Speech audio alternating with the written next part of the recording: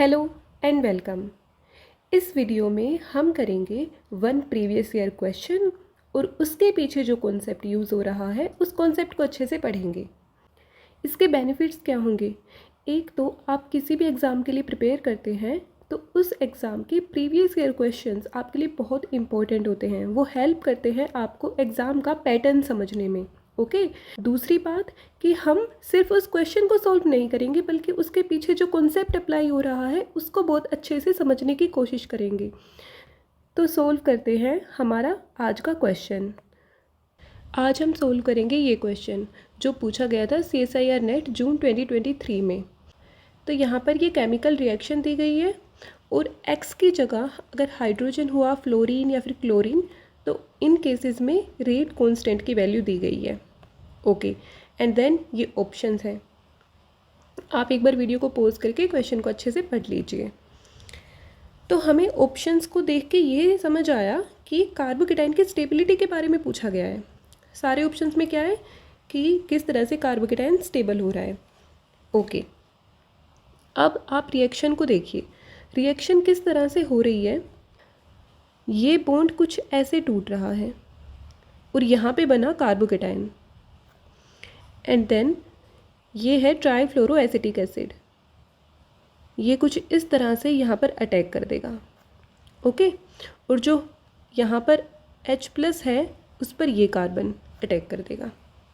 कुछ ऐसे रिएक्शन हो रही है और इंटरमीडिएट जो बन रहा है हमारे पास वो है carbocation.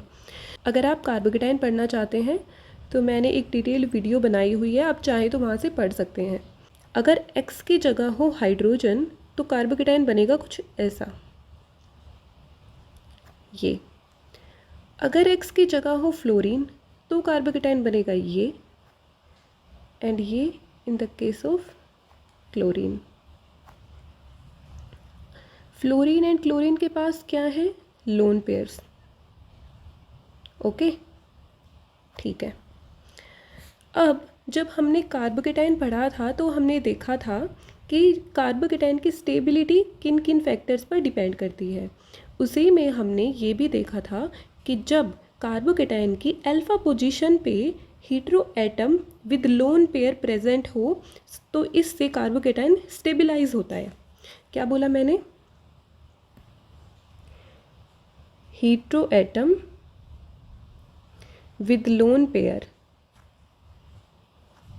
on alpha position of carbocation, on alpha position of carbocation stabilizes the carbocation, stabilize the carbocation। कैसे? अब मान लो एक एग्जाम्पल लेते हैं। ये कोई कार्बोकेटाइन है, यहाँ पर अल्फा पोजीशन पे ये हीट्रो एटम है और इसके पास लोन पेयर भी है, ऑक्सीजन है। अब होता क्या है कि कार्बोकेटाइन के पास होता है एम्प्टी p ऑर्बिटल। तो ये जो हीट्रो एटम के मतलब यहाँ पर ऑक्सीजन के लोन पेयर्स जो हैं ये डीलोकलाइज हो जाते हैं इस p ऑर्बिटल में। ओके, और हमारे पास कुछ ऐसी स्ट्रक्चर बन जाती है।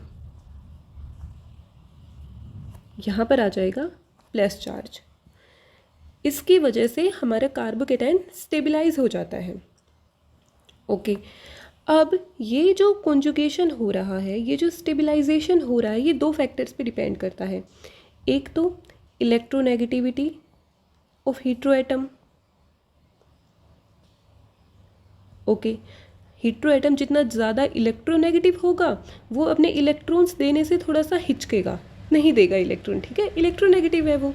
ओके, और दूसरा size of hetero atom, size of hetero atom.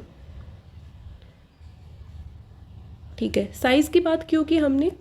अब देखो, जैसे जैसे हम एक पीरियड में नीचे मूव करते हैं, फॉर एग्जांपल यहाँ पर हेलोजेंस की बात है हमारे क्वेश्चन में, तो हम हेलोजेंस का ये एग्जांपल लेते हैं। ये है फ्लोरीन, ये क्लोरीन और ये ब्रोमीन। फ्लोरीन छोटा है साइज़ में, नीचे जाते हैं ऐसे ऐसे साइज़ इंक्रीज़ होने लगता है। तो अगर एटम छोटा है तो उसके ऑर्बिटल्स भी छोटे होंगे। तो फ्लोरीन का स्ट्रक्चर कुछ ऐसा होता है, उसके जो लोन पेयर्स होते हैं वो उनके ऑर्बिटल्स कुछ इस तरह से होते हैं, ठीक है। क्लोरीन के कैसे होंगे? क्लोरीन का साइज़ थोड़ा और बड़ा होगा, कुछ ऐसे। एंड ब्रोमीन, ब्रोमीन तो और भी बड़ा होगा, कुछ यूं। तो जब ये ओवरलैपिंग होती है हीट्रो एटम और कार्बन के पी ऑर्बिटल्स के बीच में, तो इनका कंपैरेबल साइज होना चाहिए। Size should be comparable, comparable. अगर साइज बहुत ही छोटा बड़ा हुआ कि कार्बन का तो ऑर्बिटल्स हैं इतने और हमने साइड में लगा दिया ब्रोमीन, अब ब्रोमीन के लोब्स जो हैं वो इतने बड़े हैं, तो ओवरलैपिंग ठीक से नहीं हो पाती है, ओके। इसलिए जो साइज़ है ऑर्बिटल्स का वो कंपैरेबल होना चाहिए। तो हम यहाँ पे क्या बात कर रहे हैं, एक बार थोड़ा अच्छे से लिखते हैं।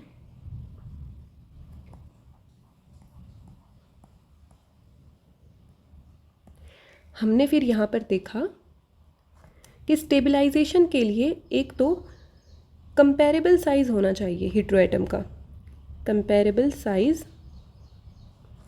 For overlapping, okay. एंड दूसरी बात हमने क्या देखी, electronegativity should be low, electronegativity should be low, okay. अब यहाँ पर हम देखते हैं फ्लोरीन और क्लोरीन के केस में हाइड्रोजन के पास तो लोन पेयर्स हैं ही नहीं। अब हाँ माना क्लोरीन की इलेक्ट्रोनेगेटिविटी तो कम है, बट क्लोरीन का जो साइज़ है वो कार्बन के कंपैरेबल नहीं होता। क्यों नहीं होता?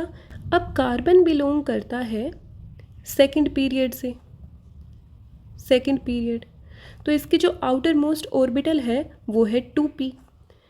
एंड फ्लोरीन के आउटर मोस्ट क्या है, ये भी सेकंड पीरियड से ही बिलोंग करता है, इसकी आउटर मोस्ट जो शेल है वो है 2p। वहीं अगर क्लोरीन की हम बात करें तो क्लोरीन होता है थर्ड पीरियड में, क्लोरीन की जो आउटर मोस्ट शेल है वो होती है 3p। अब आप ये देखिए कि साइज़ कंपैरेबल किसका है, यहाँ 2p ऑर्बिटल्स का ओवरलैप अच्छे से हो पाएगा या 2p 3p का? ये कार्बन है, ये फ्लोरीन है, इन दोनों के ही ऑर्बिटल्स 2p कुछ ऐसे हैं, तो यहाँ इजीली ओवरलैप हो जाता है।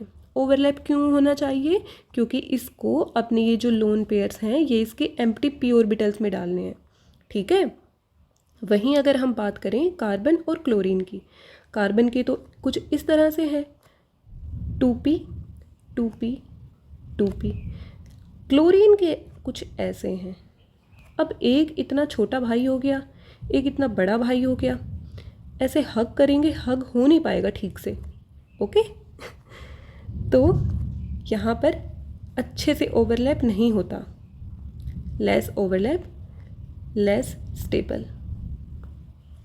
अब ओवरलैप अच्छे से हो नहीं पा रहा, इस वजह से ये क्लोरीन इसको स्टेबलाइज तो करेगा नहीं, क्योंकि ओवरलैप ही नहीं हो पा रहा, इलेक्ट्रॉन्स का जो ट्रांसफ़र है वो हो ही नहीं पा रहा ठीक से।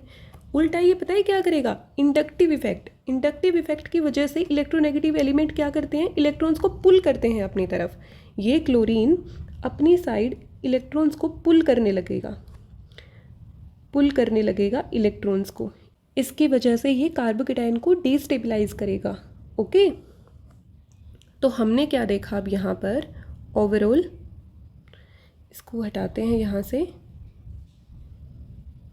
इसका मतलब हमने ये देखा कि सबसे ज़्यादा स्टेबल जो है वो तो ये वाला कार्बोकेटायन है, ये।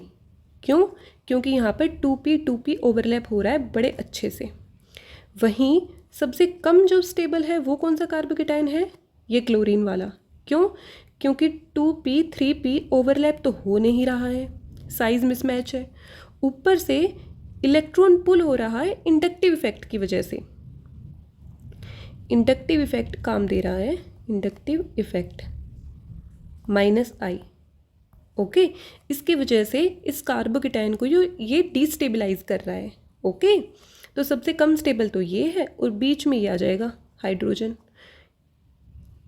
अब हमारी जो क्वेश्चन में वैल्यूज़ गिवन है रेट कांस्टेंट की, आप उनको देखिए, रेट कांस्टेंट की वैल्यूज़ हाइड्रोजन के केस में दी हुई है 4.81, यहाँ पर दी हुई है 340। इसका मतलब फ्लोरीन का जो कार्बोकेटायन है ये इतना स्टेबल है, इस वजह से रिएक्शन बहुत फास्ट हो रही है। वहीं क्लोरीन के केस में ओनली 1.70। ठीक है, अब हमें देखने हैं ऑप्शंस। ऑप्शन ए क्या बोल रहा है, fluorine and chlorine inductively stabilize the intermediate carbocation. यहाँ पर गड़बड़ हो रही है इस इंडक्टिवली पे। हाँ, फ्लोरीन स्टेबलाइज कर रहा है लेकिन वो इंडक्टिवली नहीं कर रहा, इंडक्टिव इफेक्ट की वजह से नहीं करता स्टेबलाइज, वो करता है रेजोनेंस की वजह से, इलेक्ट्रॉन्स को देकर। ठीक है, तो ये तो गलत हो गया भाई। क्यों? क्योंकि इंडक्टिव इफेक्ट से तो दोनों इलेक्ट्रॉन्स को पुल करेंगे, कार्बोकेटायन को डिस्टेबलाइज और कर देंगे।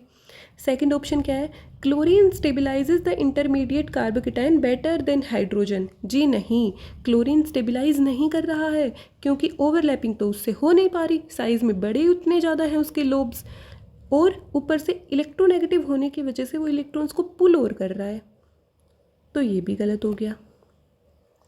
वहीं हम थर्ड केस में देखें, chlorine stabilises the intermediate carbocation better then fluorine. नहीं, बिल्कुल नहीं, इसमें तो 2p 3p ओवरलैपिंग है, ठीक से हो नहीं रही। यहाँ पे 2p 2p है, अच्छे से हो रही है, ये भी गलत हो गया, बेटर नहीं कर रहा कुछ भी। यहाँ देखो, fluorine stabilises the intermediate carbocation better than hydrogen. हाँ, ये इसने सही बात की है, फ्लोरीन बेटर स्टेबलाइज करता है। क्यों करता है? क्योंकि उसके अंदर 2p 2p ओवरलैप हो रही है। ओके, ये ऑप्शन करेक्ट है। तो आई होप आपको ये कॉन्सेप्ट जो हमने अप्लाई किया है इस क्वेश्चन में वो अच्छे से समझ आया होगा, और 1 क्वेश्चन एंड 1 कॉन्सेप्ट वाला जो हमारा आइडिया था वो आपको अच्छा लगा होगा। Thank you so much for watching.